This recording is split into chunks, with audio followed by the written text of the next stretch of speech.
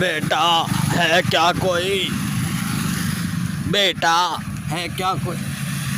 रुको रुको, मैं अभी आता हूँ।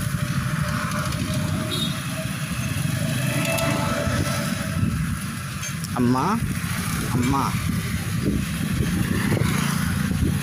रुको बेटा, आती हूँ। बेटा मुझे ये सब नहीं चाहिए, मुझे एक गंठा रोटी दे दो, प्याज रोटी दे दो।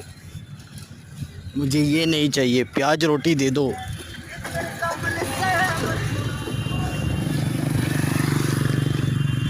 अरे भाई, अरे भाई, ये भूतनी है, भूतनी।